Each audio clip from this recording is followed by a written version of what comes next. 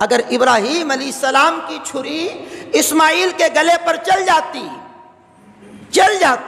اسماعیل علیہ السلام کا گلا کٹ جاتا، فَاتَّبِعُوا مِلَّةَ إِبْرَاهِيمَ حَنِيفًا، تو مالک لم یزل نے فرمایا ابراہیم علیہ السلام کی ملت، ان کی پیروی، ان کی اتباع کرو کہ وہ ہر باطل سے جدا تھے۔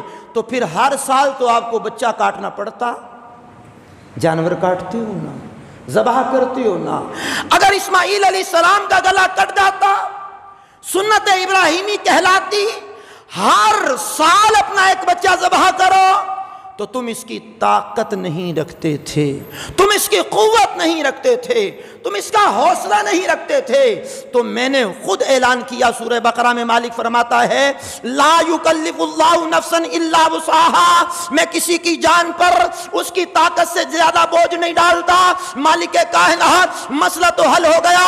اگر چھری چل جاتی ابراہیم علیہ السلام کے گلے پر چلتے، ابراہیم علیہ السلام کی چھری اسماعیل علیہ السلام کے گلے پر چلتی ہوئی گلا کاٹ دیتی، ہمارے لیے سنت ابراہیمی بن جاتا، ہم ہر سال اپنے بیٹے کو قربان کرتے، لیکن ہمارے بس کی بات نہیں ہے، ہماری قوت سے باہر ہے، ہماری طاقت سے باہر ہے۔ لا یکلف اللہ نفسا الا وسعها، اللہ کسی کی جان پر اس کی طاقت سے زیادہ بوجھ نہیں ڈالتا۔ فرمائیے قلب حسین تھا، قلب امام علی مقام تھا، میں نے اس پر جتنے بوجھ ڈالے اس نے برداشت کر لیا۔ میں نے جناب والا علی اکبر کا بوجھ ڈالا، اس نے برداشت کر لیا۔ علی اصغر کا بوجھ ڈالا، اس نے برداشت کر لیا۔ جناب قاسم کا بوجھ ڈالا، برداشت کر لیا۔ جناب حضرت عباس کا بوجھ ڈالا، برداشت کر لیا۔ بھانجے، بھتیجے، کزن، اللہ اکبر، آئزہ اقربا 72 تن شہید کروا لیے، برداشت کر لیا۔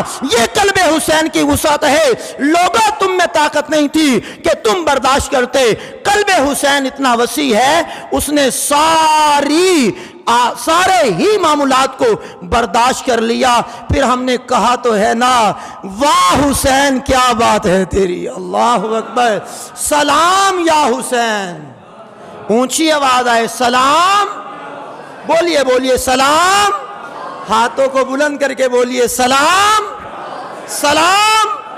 میں نے کہا سلام تیری ہستی کو، تو نے سارے بوجھ برداشت کر لیے، لیکن زبان پہ شکوائے رنج و الم لایا نہیں کرتے، نبی کے نام لیوا غم سے گھبرایا نہیں کرتے۔